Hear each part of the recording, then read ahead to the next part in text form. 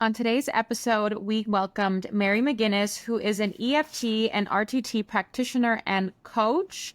And this conversation was so cool because, for me personally, I went into it kind of blind, having no idea what EFT or RTT even stands for.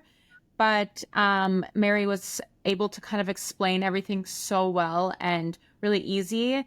And basically, there's therapies and very different therapies from like talk therapies and different approach to how these therapies can be healing for so many people, specifically if they have any kind of trauma.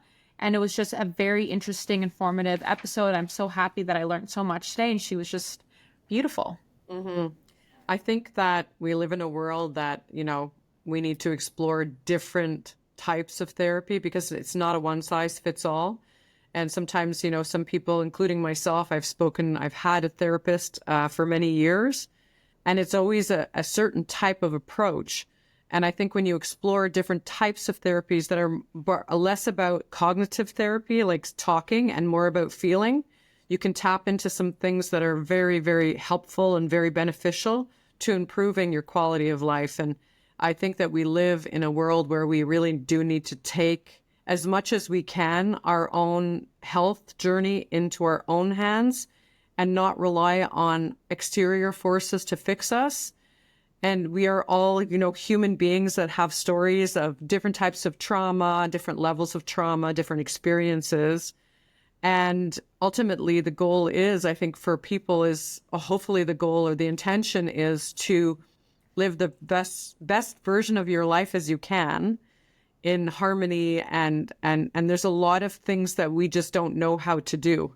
And this type of EFT and RTT therapy is an alternative, a different approach to therapy, but very, very profound, I think. And I think it can have an ultimately amazing effect on people if they can do that alone or also combine it with other things that they're already doing in their life just to reinforce and enhance and optimize where they can go with feeling good and feeling well in their lives. I don't know if that makes sense, but that's kind of my take on it. And I know Marie, I've had treatments with her before. I've done personally RTT. I think I did it 3 times with her during a very difficult time of my life. And I combined it with other things. At that time, I didn't take antidepressants and things that would, and again, no judgment against that, but I decided not to go that route. I decided to go and do other types of therapies. And it was very, very helpful. So hopefully our listeners will appreciate discovering something new in form of therapy that ultimately is going to help them live a more fulfilled and happy life. And so welcome to the podcast, Marie.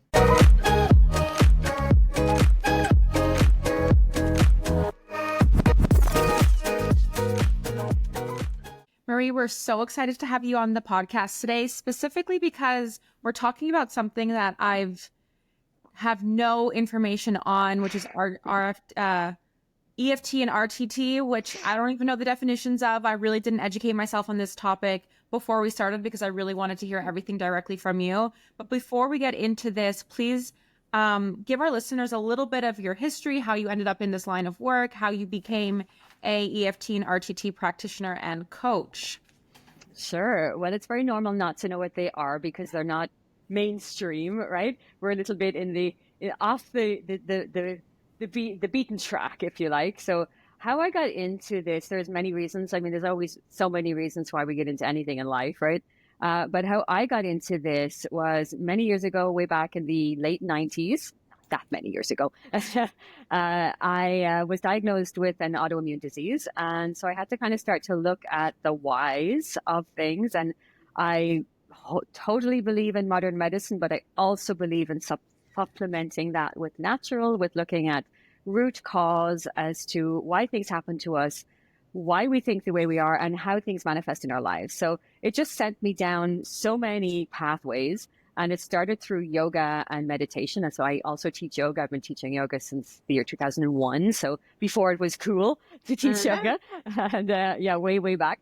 So I was doing that for many years. And it just led me to many different places. I lived a year in New Mexico studying energy medicine. And eventually through many experiences, I would say, of my own relationships, health, and just downright curiosity. It led me to RTT and EFT. So RTT is Rapid Transformational Therapy. And what that is, it was a therapy devised by a UK lady called Marissa Peer, which is kind of a hybrid therapy where we incorporate a lot of different approaches to therapy. And I'll say it in therapy because I'm not a therapist, the typical psychology. I'm not in that field, but she has taken aspects of that to allow us to use certain techniques, including aspects of cognitive behavioral therapy and neurolinguistics and hypnosis, which is very much a part of RTT, to find the whys of everything. And that also then, of course, led me into, because I'm an endless learner and I'm constantly taking a course of something, and EFT, which is Emotional Freedom Techniques, is a self-help tool and a way which absolutely magically, I find, we can balance our nervous system. So when we can balance ourselves, we can balance so much more in ourselves. Yeah.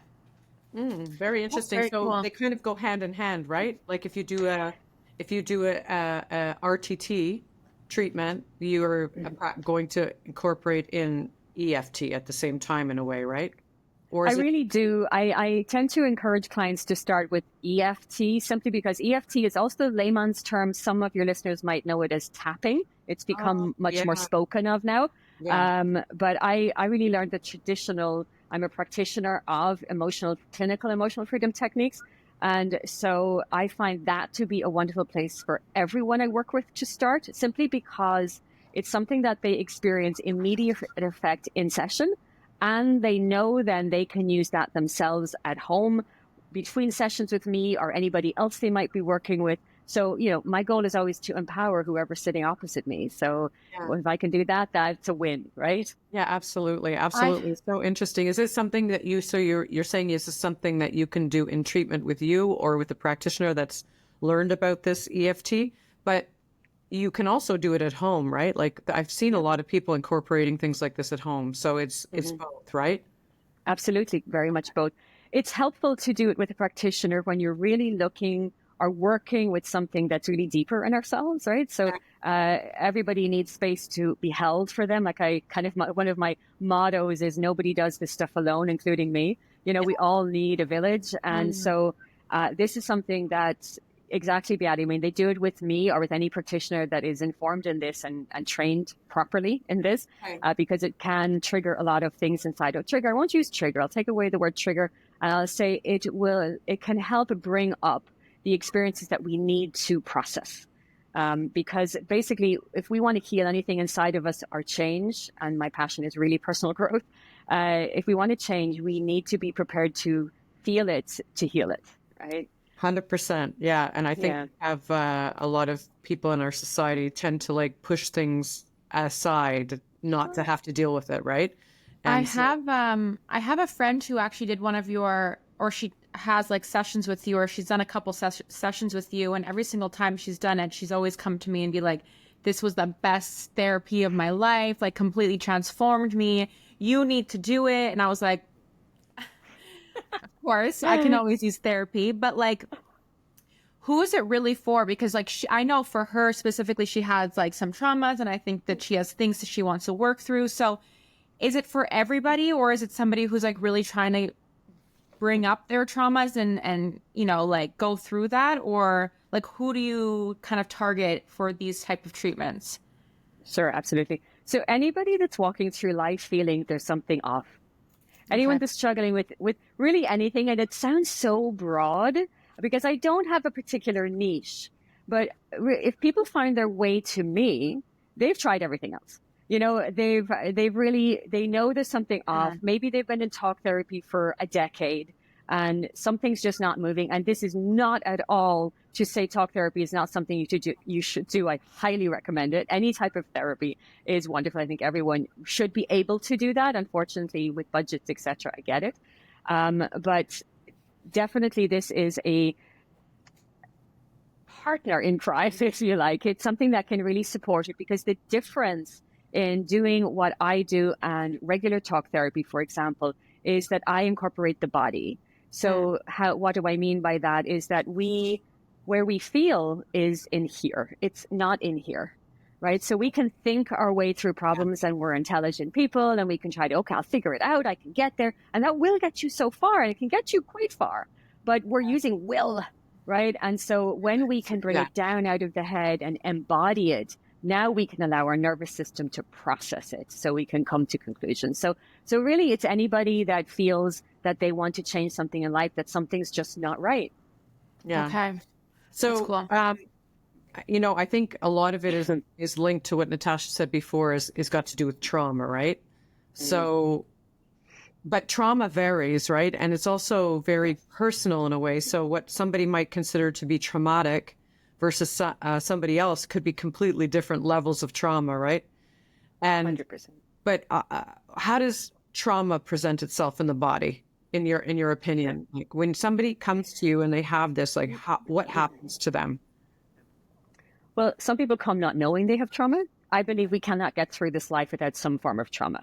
So I'm a trauma-informed practitioner, meaning that I meet it in my work because I'm speaking to people, right? And so there's big T trauma, there's small T trauma, meaning there's really big, significant events that happen to people. And then there's smaller things, like you said, Beati, that people are like, well, yeah, this happened, but I think I've dealt with it or really think I'm over this, but actually the body remembers. There's a wonderful book that I refer to often. It's called The Body Keeps the Score. And this was written by Bessel van der Kolk, and he is passionate about getting this information out, and he's a highly trained professional, and he really got it to understand, or became to understand really, that how the nervous system records everything, the heart records everything, and we can then go through life and be, like we say, that big word of being triggered. And like, why do I react like this? When we're in a reaction and we find ourselves always in that same reaction and we begin to recognize that we don't like that, this is likely driven by a trauma. It's a program. If we can, oftentimes I'll bring it down to say, well, the human being, imagine it's a computer and you're running off programs that you likely learned from very, very, very, very young, sometimes as far back as in utero. We also have programs that we learned from our culture, from our families, generational things that have been carried on. And so it's just really interesting. And I'm very curious when I'm with anybody, including my own personal work, because I'm too a work in progress. I show up in every coaching session as a flawed human being who's doing the work, right? And so that's really important. And so the traumas will show up. We don't go in saying, right, we're going to deal with trauma today, because that's like the nervous system will go, I'm shutting down. I'm not going to go there. And so we don't even talk about trauma sometimes, but we talk about how are we feeling? And as we tap into how we're feeling, whether it's through RTT or literally tapping into ourselves, the body will begin to bring up what needs to be healed in that moment. So that we follow, the way I work is called client-centered therapy. And what that means is I don't necessarily have a distinct plan on where we're going to go in this session until you show up and I meet you where you're at. And if I meet you where you're at, your body and your nervous system will feel safe enough to be able to open up. And then we end up invariably talking about things the person had no idea they were going to talk about in that time. Okay, so there's kind of like no specific game plan. It just depends on the person in front of you. And yeah, I've heard that actually through my friend. She was like, we never even spoke about. She had this like inclination that she was gonna like talk about maybe a specific trauma or like go into that, and then I remember her telling me that she was like, I think even crying or something over something she had no idea was even traumatic. So like it brought up something that she really didn't even know about, which is interesting. And it's like you go into this in a less of a defensive mode or less of a nervous mode, like, oh my God, I have to talk about this. And it's like such a drag, and you actually kind of discover things in a different way, which is, I think, much more healing and probably a little bit more calm for the client or the customer that you have. 100%, because the last thing we want to do is re-traumatize. Yeah. And it's not about, if we are talking about any trauma or significant event that has really impacted us in our lives, the last thing we want to do is relive it. So we want to be able to revisit, if we like, in the felt sense in the body. Because simply if we're going to talk about something that's going on and some past experience does randomly, magically come to mind, it's because the body is needing, oh, we're ready to heal this now. Maybe we can talk about this now. And it really, oh my goodness, it's so much about the nervous system, and where any therapist or coach or whatever, the person is holding the space where they are in their body. Because did you know that about 80% of our information that we take in is nonverbal to the nervous system?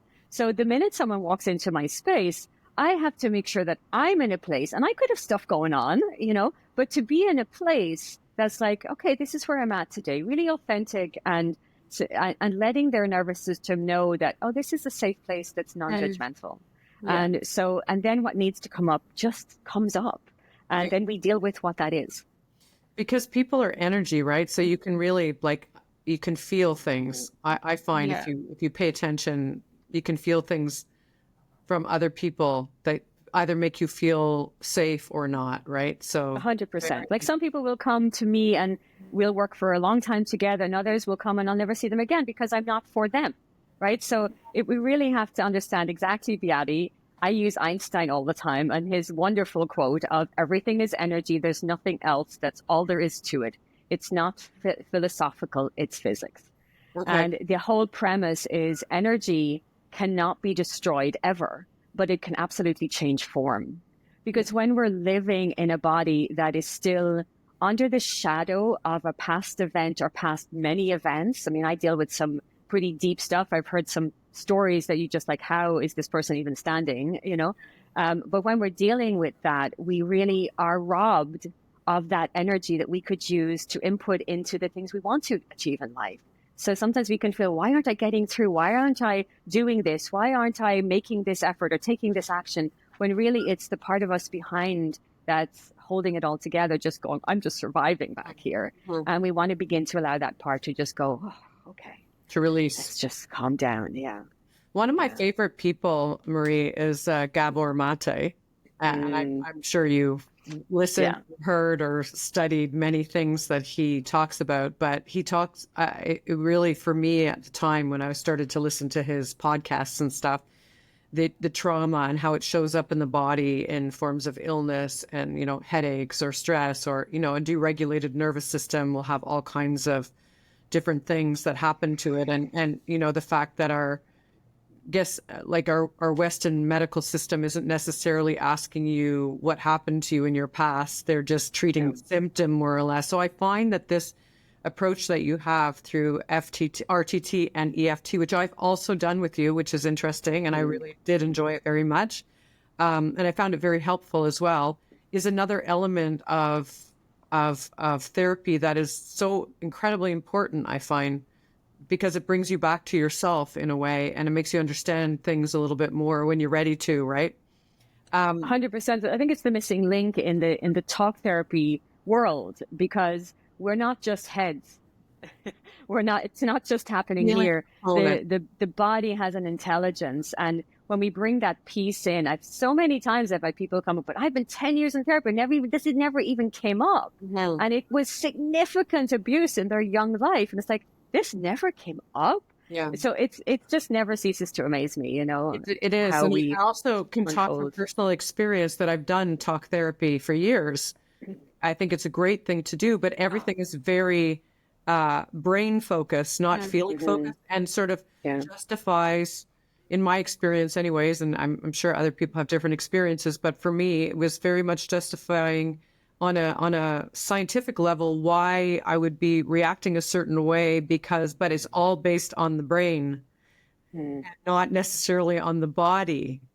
It's different. But you mentioned, sorry, cut you off. You mentioned Gabor Mate. Yeah. And I actually read one of his earlier books is called When the Body Says No. Yeah. And this is way back. I'm talking about the early 2000s, shortly after I got the diagnosis of the autoimmune disease. And he happened to mention that particular one in his book. And it was very interesting because he had a lot of personal stories and biographies of people and clients he'd worked with. And when I read the story of the client that was afflicted with the same thing as I was I was like, wow, this is a completely different story, but it felt like I was reading my story because of how it felt. Yeah. I'm like, wow, it really is the same story. Yeah. Listen, we're not that complicated. We all want the same things. Yeah. We all really experience similar things. Just the story behind it is different. That's the only difference in many ways. I really don't want to dumb us down to just little robots or anything, but it really is simpler than we think. And when we really complicate, this is what can complicate it. As wonderful as this cognitive thinking and executive functioning can be, it can also be a hindrance because it prevents us from really feeling what we need to heal. I am loving Jan Marini's Luminate Eye Gel. I've been using it for months, and it's my favorite product for tackling dark circles, puffiness, and crepiness. It's packed with retinol power, but gentle enough for everyone. And if you're dealing with milia, its gentle formula hydrates without being too rich. You apply it under eyes only and never on the lids. And remember, as with most retinols, there's an acclimation period. So start slowly, like 2 to 3 nights per week, and then gradually increase to every night. I promise you won't be disappointed. If you want to try this product, go to beskinenvie.ca. That's beskinenvie.ca and use code SKINTALKS to get 10% off your first order. So when somebody comes to see you and they've made an appointment for EFT or for RTT, what is the process? Like, what actually happens during the session? Mm-hmm. Depends on what we're doing. So if someone is coming for, like I said, I often, or more often than not, ask them to come for EFT. And I've invariably had a conversation with them beforehand. So they've called, or I do offer a free discovery call where people can get 15, 30 minutes with me just so we can have a discussion. What is it that's motivating you to want to do this work? And it also gives them an opportunity to speak with me because, like you said, everything is energy, there's nothing else. And if they're on the phone with me and they feel there's something inside them that goes, no, that's really important for them to listen to too. Mm-hmm. So creating that safety, right? So like I said, I'm for some people and not for others because that's why there's many of us in this world. So EFT would be something, like I said, I start with. So it literally is a situation of, let's say, give you an idea, like let's say someone's coming for anxiety because it's a pandemic right now in our world. And we'll literally address just, okay, so what's going on with you? How is the anxiety showing up in your life? And a little thing that's very important, and if your listeners could just take this away from this conversation, is the words we say to ourselves are really, really important because we're always listening. Our subconscious is never asleep, never turns off, and it's always listening. And so when we're saying things like, for example, in this case, my anxiety or my depression or my sadness or my dis-ease or my whatever, our body and mind hear that as being mine, and therefore I get to keep it. So when we can change our inner, even speaking with people, oh, well, I feel very anxious today, or the anxiety that I'm struggling with, or very much taking away the my's. And that's where I often will start with people. I really listen to how are they expressing this? How are they carrying it? And see where can we start to interrupt it without bullying it out of the way. It needs to be accepted as part of us, but really beginning to interrupt that program. So in the inner functionings can go, oh, wait a minute, what's this? And so that's kind of ourselves with it. We don't become it, is what you're saying. Yes. You kind of detach from it in a way. Because it's not all of who you are. We tend to be defined by our challenges or defined by our illnesses or defined by our past traumas. And this is not to negate past traumas are there, but sometimes we live our whole lives dragging them with us. Yeah. So I like the idea, and the way I say it often to people is say, our goal here is not to necessarily forget that ever happened, because we can't undo the past. But what we can do is expand ourselves enough so that we can hold it. Because if we're in here and we're struggling with tension in the body or in the nervous system, this is very small space to hold the story. If we can go to here, oh, the story's not taking as much space. If we can go to here, oh, now the story's taking less space. So expanding, if you like, the vessel to hold it so that it's not driving the car.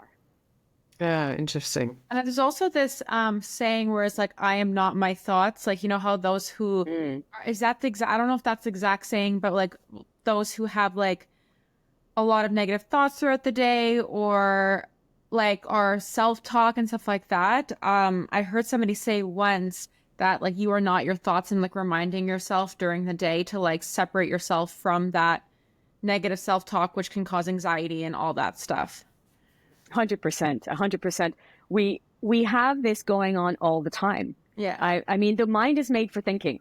Yeah. It is. I teach yoga, I teach meditation, and in meditation, for example, to use that modality, it would be a lot of people think the goal of meditation is to stop our thoughts. Well, the thoughts are not going to stop, so you're just setting yourself up for failure. But if you can get to a place that you can sit with, observe, notice, the whole challenge is let's not enter into conversation with them. They're going to be there. Yeah. So when we can acknowledge, and that's why I start always with EFT, because this is tapping on meridian points in the body. We do it together. I do it with people. So we literally just copy what I do. It's not very difficult.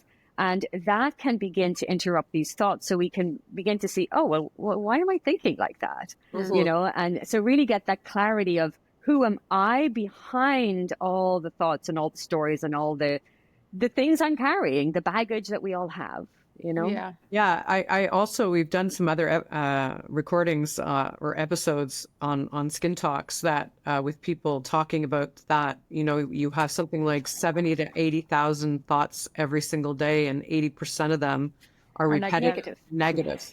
I know. They keep on looping, and like reinforcing, right?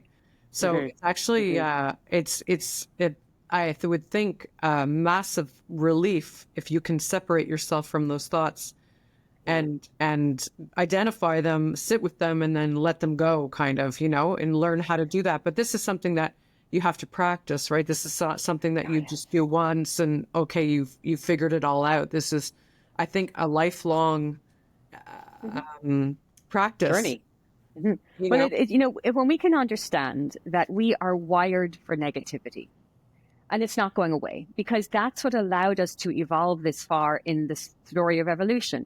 Those of us way back when we lived in caves and in tribes, the ones that were vigilant and aware lasted longer. Yeah. And so our nervous system got that trained into us and programmed in. Right. And so it's not going away, but we just don't want it to be driving the car. As I always kind of say, just not driving the car, and recognize it is there. And that's where our tapping can come down to, when it's out of whack, when it's out of balance and we're in survival or freeze, we can begin to, so when I work with people, I want them to begin to notice, okay, that's me in my stress response. Oh, let's see if I can pull it back. And like you said, Beate, it's a process.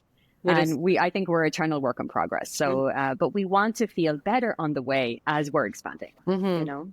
And what does RTT, what does that session look like with that? Yeah, RTT is much, I won't say much more involved. It's involved. They both will address the subconscious beliefs that we're carrying, but RTT will involve hypnosis. Now, hypnosis, the way we use it in RTT, is not like the classical hypnotherapy. We use Marissa Peer's method, and it really is bringing our brain. So our brain has many brainwave levels. When we're here right now speaking, this is beta brainwave. We're engaged. We're using our thinking. We're using our intelligence. One notch down from that is called alpha brainwave. We go in and out of alpha brainwave many times. It's naturally when we're falling asleep at night, when we're waking up in the morning. This is alpha. This is where our subconscious is beginning to wake up and go, oh, okay, so we're coming more online. One notch down from that is theta. This is where it would be in deep meditation. Delta is sleep. That's one notch down. So we use hypnosis, the RTT method, to bring our brain into alpha. And everybody does this, because if you have ever, I always use this analogy, if you have ever driven anywhere and realized, oh my God, I didn't even know how I got there. We were in autopilot. You were driving in alpha brainwave. Okay, yes, you were driving in alpha. If you were on our social media and we're scrolling and we're like, oh, I think I need that, click. That is alpha brainwave. In that brainwave, we are very suggestible. So this is where, when we're children from the age of 0 to about 7, we are 100% in not only just alpha, but we're also in theta brainwave, which for adults only happens when we're really deeply, deeply, deeply in trance, almost sleep. Whereas kids live there 100% of the time. So there's no filter. And so with RTT, we help the body to get there safely, and we hold that space. And for everyone, it's different. a lot of people will have the fear, what if I can't do it? There's a performance thing, right? But I've yet to meet someone that it hasn't had an effect on. And to demystify it as well, it's not like the hypnosis that you will see in the entertainment world. Yeah. You will not be barking like a dog or clucking like a chicken, right? Yeah. And you will actually remember everything that happens, and you will be very, very aware, because all of you will be online, all of you will be present. And so that session can last about 2 hours minimum. And because we talk a lot before, we have quite a conversation before you even come into the room on the phone. I like to have either a small Zoom or a phone call with people so that their body and their mind are safe. They know what they want to deal with. And the challenge often is, well, I have so many things I need to deal with. And I said, well, pick one. Pick the one that if you could change this thing in your life, this would make a difference. Understanding that we are a network. So if you change one thing, likelihood a lot of other things will change. And with RTT, throughout the session, there's many techniques I use to help the person to come to their root cause, to find out the why of the issue they're wanting to change. And then I create at the end an audio that is personalized to them. And that is a huge part of the power, if we like, of RTT, because they go home with that and they listen to it daily for at least 30 days. This is where we bring in the availability of the brain and the nervous system to change, neuroplasticity. And this is something they keep for a lifetime. So it's often relevant for them when they ever slip up and they find out, going back, let's pull the audio out again. And so that's the big difference. Yeah, very interesting. And when somebody comes to see you and they do these therapies, how many sessions are generally recommended by you? Depending, I guess it depends on the situation, but is it, can you see beneficial or the benefits and the results in just one session, or is it something that you recommend somebody comes back for 2 or 3 sessions? So again, it all depends, and I'm not trying to be vague, but some people I would want to see people for more than one, for sure, simply because the truth is we are a work in progress. So there's always more, right? So for RTT, I'll often do RTT and then follow it up, preface it or follow it up with EFT, so that as they're processing what came up from the RTT, listen to the audio daily, there's also support, nervous system support, things they can do in their waking state to really help the body to adapt to this change, because it's literally a nervous system changing. Your neural networks will be adjusting themselves. So, with some people have been working with me for several years and they come every couple of months. Some people, they'll come for 3 months solid and then we'll kind of pepper it. My goal is to get people that are not dependent on me, right? That I want to see them moving on and then just touching in every now and then. 100%.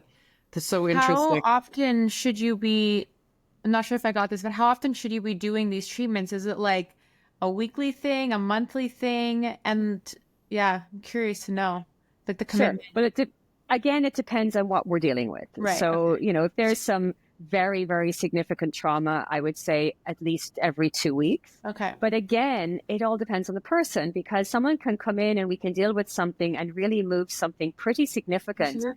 And then they can go home and process that. Like they go home with the tools themselves, because either if it's RTT, they have the audio. If it's EFT that they've had prior, they have that to help them. I also am available. Like I tell a lot of my clients that I know are doing particularly deep work that I'm a text away. The whole idea of nobody doing this alone means that you don't have to sit there and think, oh my goodness, I'm alone with this. So I'm not answering the question directly. I'm very aware, because there's no formula. Yeah. It really is so individual to each person. Mm-hmm. Yeah, totally. That makes sense. It really depends on the person and what they've gone through and all of that. Mm-hmm. So in your experience, it's also a little thing to be aware of as well. When we launch into this type of work, we can meet significant resistance inside of us. Because remember, the part of us that we might want to change, whether it be, like I said, the anxiety, the pressure, the disease, the pain, whatever it is, that has a function in our bodies. And it thinks, for the most part, as crazy as this can sound, and it took me a long time to get there, with the autoimmune disease for me, was this has a function in my world and in my life, and invariably it thinks it's keeping me safe. And so this is why we have to tread gently. But even treading gently doesn't mean it's not big movements forward. So it's I've lost my train of thought now, but I really wanted to get that understanding in of it's really individual.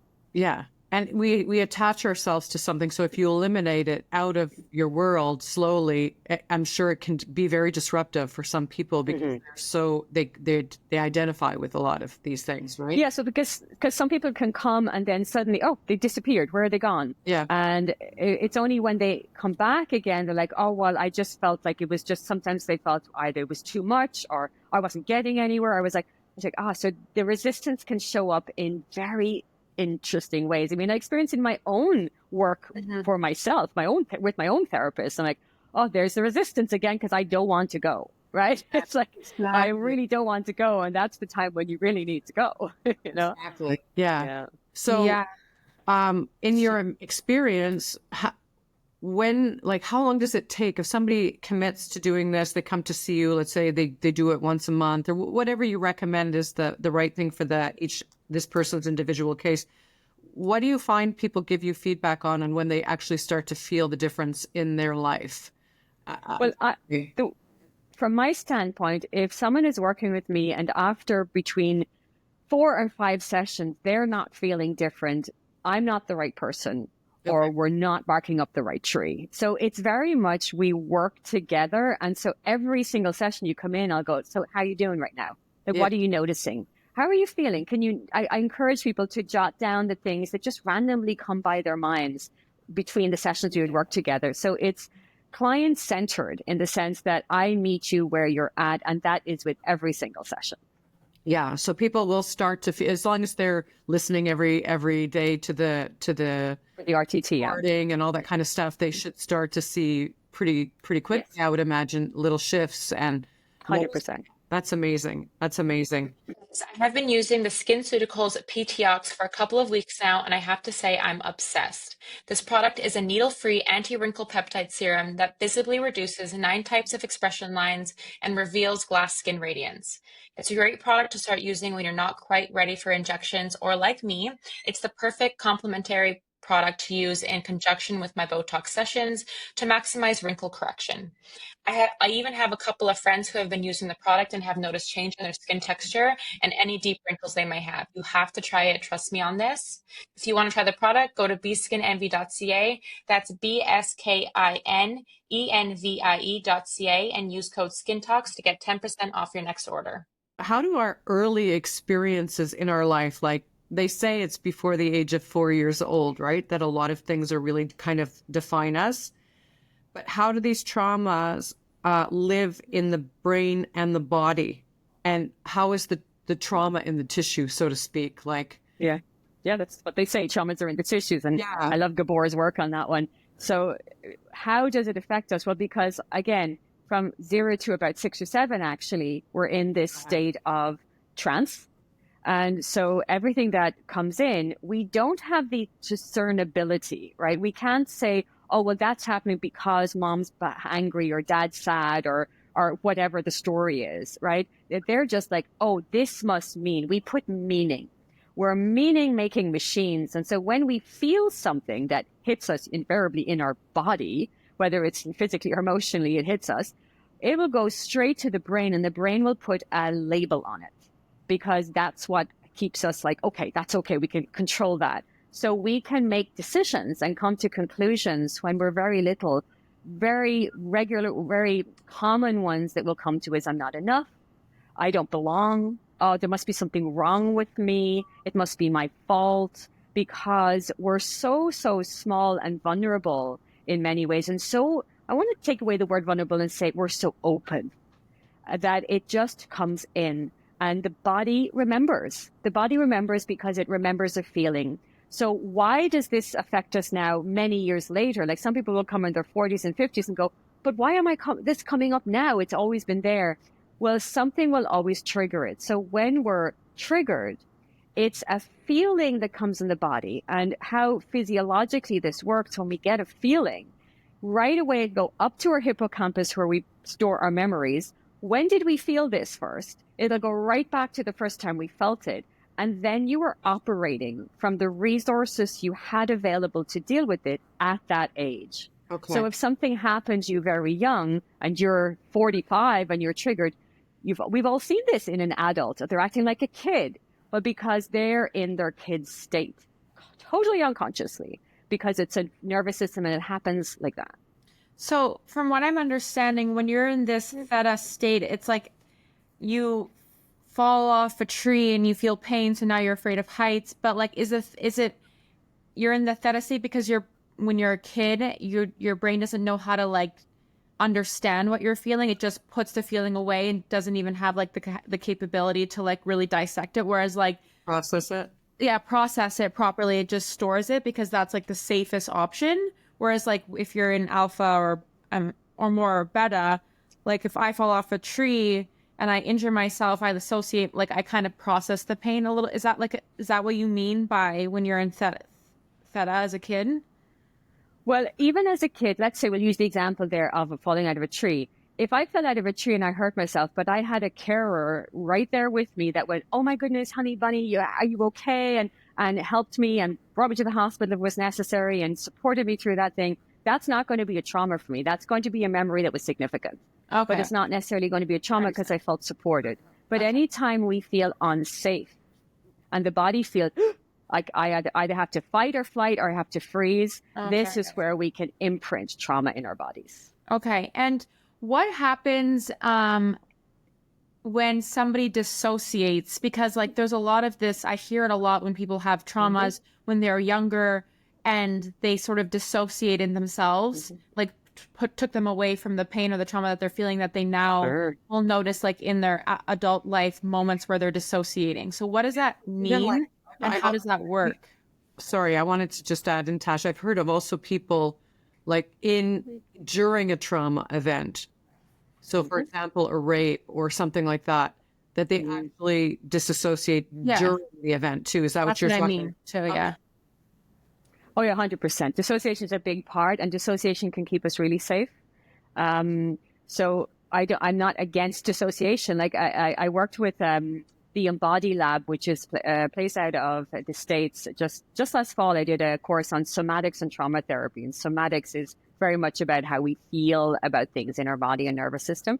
And we were talking about dissociation in this, and we're saying dissociation is not necessarily a bad thing. Sometimes we need to just take ourselves away from the situation.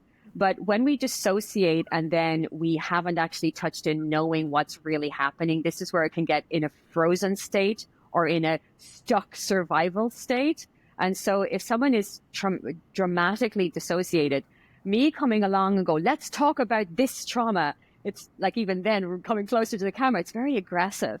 So we really want to, again, let the body come to a place of ease, let the body know that it's safe, let the nervous system know that this is actually a place that you might be able to bring this up. And people are often surprised as to where we go in a session, because perhaps that part of them that dissociated is suddenly going, oh, you mean I can come out again now? And it's kind of uncurling, and that can be really scary, right? So that's where we need to tread really, really gently and come back in and go, okay, let's just feel the chair beneath us. Let's just feel the back of the chair. Let's just feel our feet on the floor. Like simple, not complicated things, but simple things. We tend to complicate them, right? Yeah. So dissociation has its role for sure. Okay. Yeah. Interesting. I wanted to ask you, seeing that you work so closely with the body's rhythm and energy, have you noticed any patterns on how modern lifestyles impact our nervous systems? Do you see like a rise in stuff? Oh, we're living in a world that we're not programmed to live in. It's developed too fast. Much and all as there are aspects of this that are wonderful. Look, we can all talk together. We could be on different ends of the world. It's amazing. But we haven't evolved in our nervous system to be able to process just the amount of stuff that's coming at us. And again, a lot of this stuff, for example, for me, I don't watch the news, ever. Right? Really at all. I just cut it out completely several years ago. I limit my time on social media, even though I think I'm pulled into it like anybody else. But this scrolling, has us in a state of trance. Yeah. And, you know, we've all done it on the thing. Oh my goodness, an hour has passed and we don't know what just went in, because subconsciously when we're in a state of trance, it's wide open and it can go in. Have you seen, for example, a kid? I know I have had this with my kids when they were very little. They're sitting there and suddenly they want to have, I don't know, McCain deep dish cake. And I'm like, what? We don't even have that in our house. But they were sitting there at the TV and this looked really nice and poof, let's go and have Wait, this. So, that's so, you know, because that literally happened last night. That was happening. none of us. That was happening last night while I was watching TV. I saw a McCain thing, and immediately I was like, "Huh, should I bake some cookies?" Like, like it Because- literally happened. This is what happens. And so we didn't have that in past decades, generations, No. like even 50 years ago, we didn't have that, you know? So it's just an overwhelming world. And, you know, Beati, anxiety is an overall high, and loneliness is one of the biggest problems in the world because we don't connect physically anymore, or rarely. It's Yeah. rarer, right? And so we all think, well, we'll text and we'll connect like this. Nothing replaces Like human meeting connection. someone in the physical connection, Yeah. right? And in any way. And so, yes, the world is a challenging place to live in right now for us. So anything that we can do, anything that we can do to bring ourselves back in and reconnect to ourselves is going to be extremely helpful and necessary, I believe. Yeah. Yeah. I was listening to a podcast this morning, and I can't quote the percentage, but they were saying something like 60% of boys between the ages of, let's say, 18 and 25. I don't know exactly what it was, but it was alarming. Have never asked a girl out in person.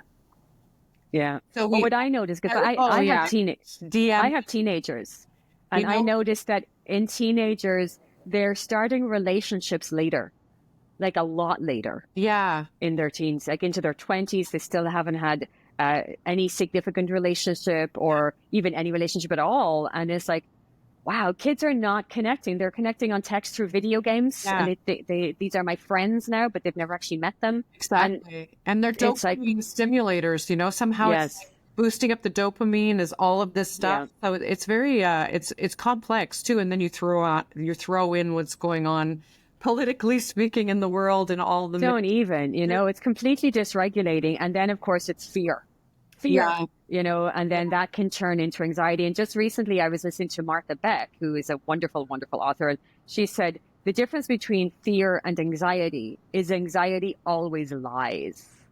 So if you're stuck in this loop of the negative thoughts and the spirals, that's likely anxiety, and none of it is true. Fear is very different. So fear will be if you're driving along in the car and you see something coming, you go, and you have the adrenaline rush up, and then after that thing settles, you go back down. That's normal fear, right? Yeah. But anxiety, it can go into something completely different and invariably lies. true. And we're in an environment of anxiety. Yeah. And, you know, yeah. I mean, we could go a whole conversation just on, but, well, I just find this to be so interesting and so, you know, hopeful too at the same time, because, you know, I think a lot of people are looking for talk therapy. There's a lot of people, and I'm not judging it when I say this, that are, you know, taking medication to be able to control these kinds of things that are going on in their worlds. And I mean, I think it has a place. It has a place, right? Yes. In it's a very important thing, but I think we don't talk enough about what we can do through these types of therapies like EFT and RTT. Well, I was listening to, just very briefly, I feel have to add this little bit in, but I was listening to a Harvard psychiatrist just the other day. His name is escaping me, but it was on a podcast, and he was saying that someone asked him, the podcast host asked him, how many people, and he's been working in this for 30 years, and he prescribes medication. So he's not anti-medication at all.